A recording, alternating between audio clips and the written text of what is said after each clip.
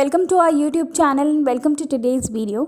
आज का जो वीडियो होने वाला है वो होने वाला है on chapter 2 of class 6th history NCERT and name of the chapter is on the trail of the earliest people.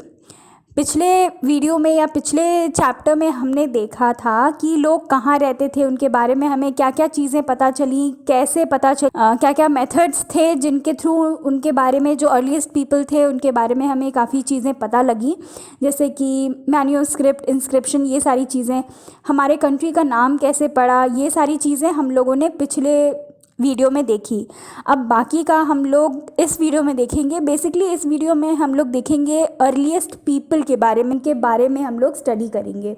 तो सबसे पहला क्वेश्चन ये आता है कि जो अर्लीस्ट पीपल थे वो हमेशा मूव क्यों करते रहते थे। The earliest people why were they on move, हमेशा वो मूव क्यों करते रहते थे। लोग जो करीब 2 मिलियन साल पहले रहा करते थे उन्हें कहा जाता था कि वो हंटर एंड गैदरर्स होते थे। और हंटर गैदरर्स उन्हें इसलिए कहा जाता है क्योंकि हंटिंग एंड गैदरिंग करके ही वो अपने फूड को जमा करते थे, इकट्ठा करते थे। वो हंट करते थे वाइल्ड एनिमल्स का, यानी कि जो वाइल्ड एनिमल्स हुआ करते थे उनका शिकार करते थे। वो फिशेस को पकड़ते थे, वो बर्ड्स को पकड़ते थे, और वो फ्रूट्स को, रूट्स को, नट्स को, सीड्स को, लीव्स को, स्टॉक्स को, एग्स को, इन सब चीज़ों को गैदर करते थे अपनी फूड के रिक्वायरमेंट को पूरा करने के लिए। इमेंस वैरायटी प्लांट की ट्रॉपिकल एरियाज़ में, जैसे कि हमारा इंडिया है ना, वहाँ पे वो काफ़ी ज़्यादा इम्पॉर्टेंट सोर्स ऑफ फूड हुआ करती थी उस टाइम पे। ये सब सुन के तो बड़ा इजी लग रहा है कि शिकार कर लिया करते थे, अपनी फूड के रिक्वायरमेंट्स वो लोग पूरा कर लिया करते थे, फल तोड़ लिया करते थे, एंड प्लांट के आइटम्स, प्लांट के प्रोडक्ट्स वो लोग तोड़ लिया करते थे एंड अपने फूड के रिक्वायरमेंट को पूरा कर लिया करते थे। लेकिन ये उतना ईजी भी नहीं था, क्योंकि अगर कोई एनिमल का वो शिकार करने जा रहे हैं तो उन्हें पता होना चाहिए कि वो एनिमल एक्चुअली में है कैसा, वो कितने तेज़ मूव करता है, तो उसके अकॉर्डिंगली ही वो शिकार कर सकते हैं। इसी तरीके से ये पता होना चाहिए था लोगों को कि वो जो प्लांट का फ्रूट तोड़ रहे हैं वो कहीं पॉइजनस तो नहीं, ऑल्सो किस प्लांट में किस सीज़न में फ्रूट होता है। तो इन सारी चीज़ों की जानकारी होना भी बहुत ज़्यादा ज़रूरी था।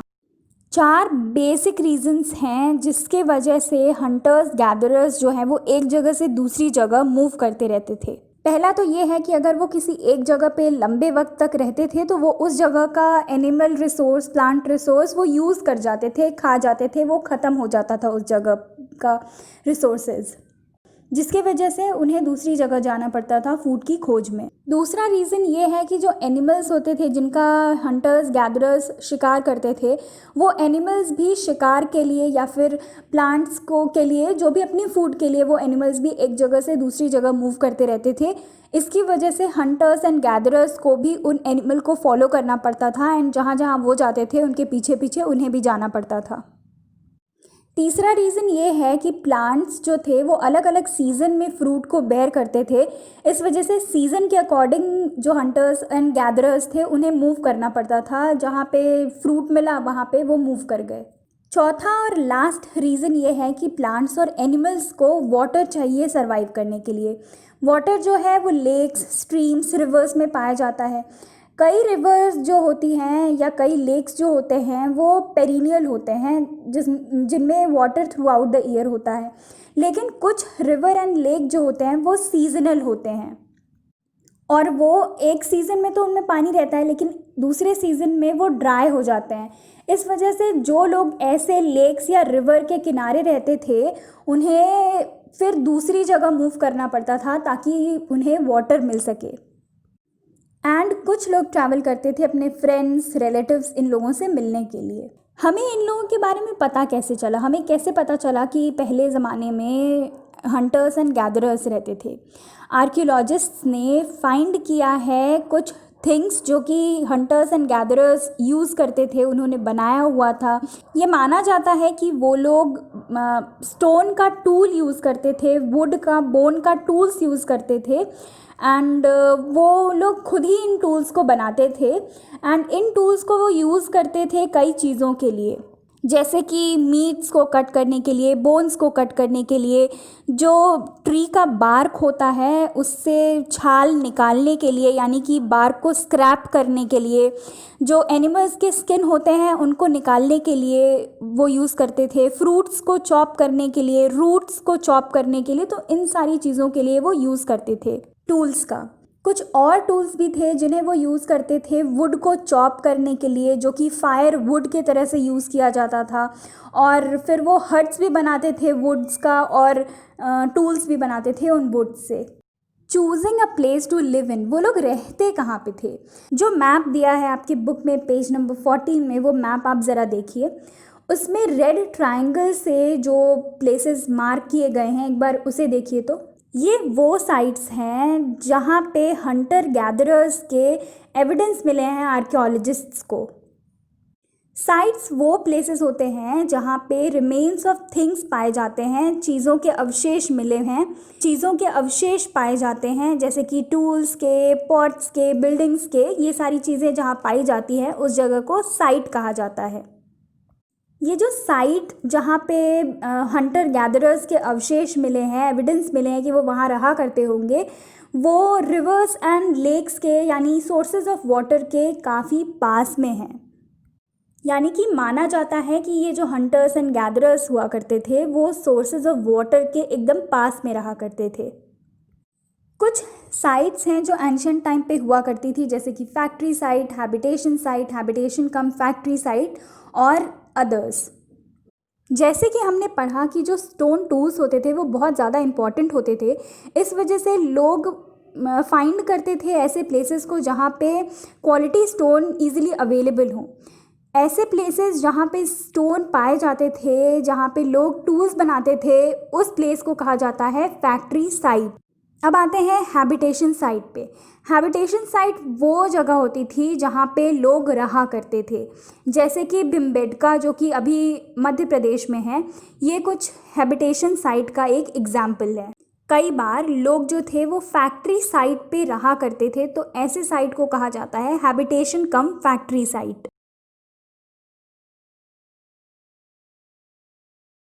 हैबिटेशन साइट्स जो थे वो basically caves and rock shelter को इंक्लूड करते थे। नेचुरल केव्स और रॉक शेल्टर्स ये विंध्यास एंड डेक्कन प्लेट्यू में पाए जाते हैं, एंड ये रॉक शेल्टर्स बहुत क्लोज हैं नर्मदा वैली के।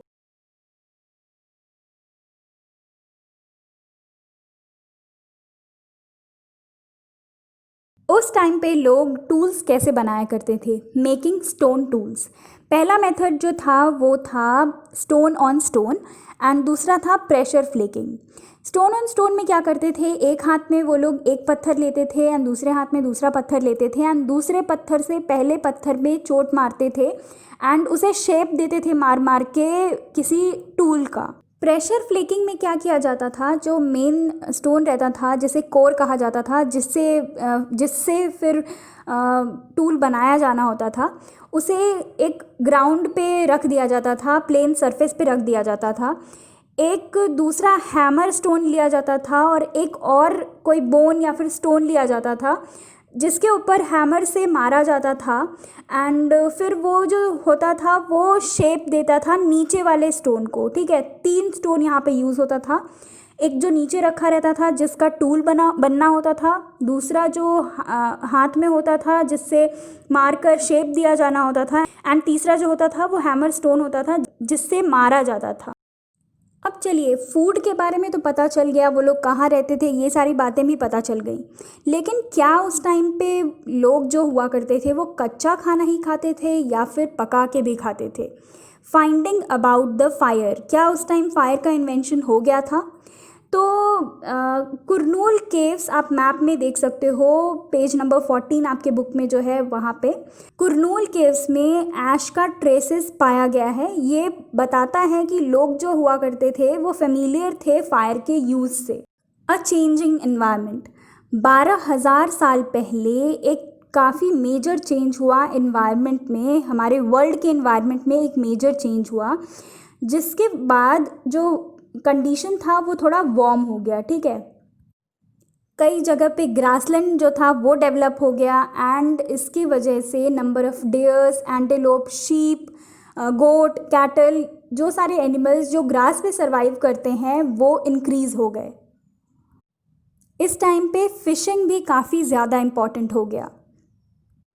इसी टाइम पे ग्रेन्स बियरिंग ग्रासेस जैसे कि वीट, बार्ले, राइस, इन सब को भी ग्रो करने लगे लोग in different parts of the sub continent.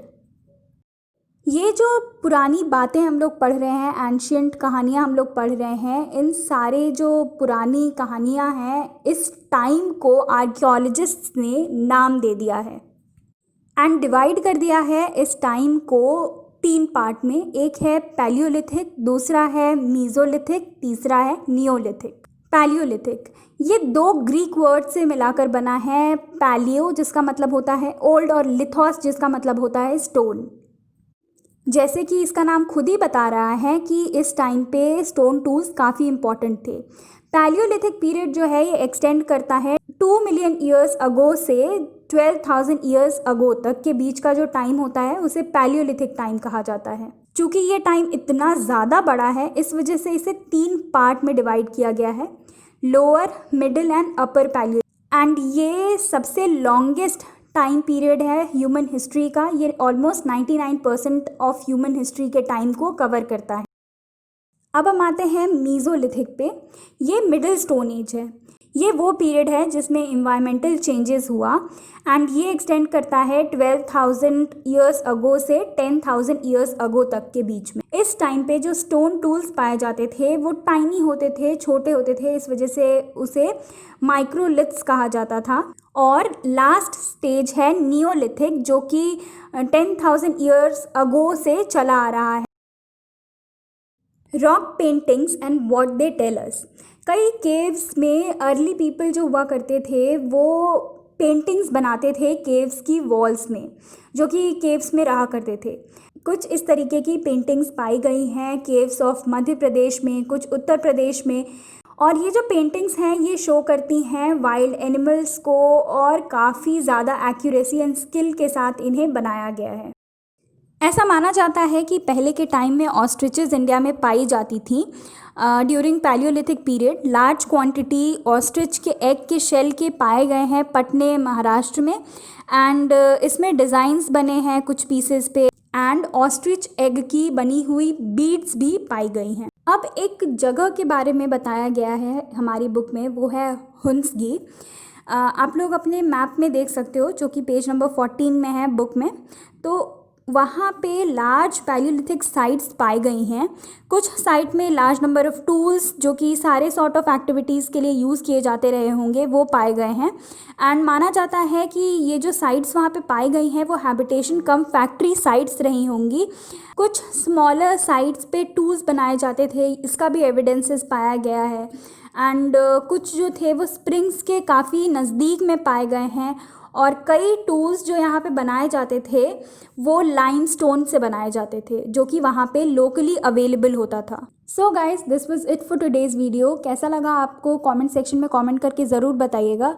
And अगर कोई भी क्वेरी हो तो प्लीज़ कमेंट सेक्शन में कमेंट करके मेरे से पूछ लीजिए।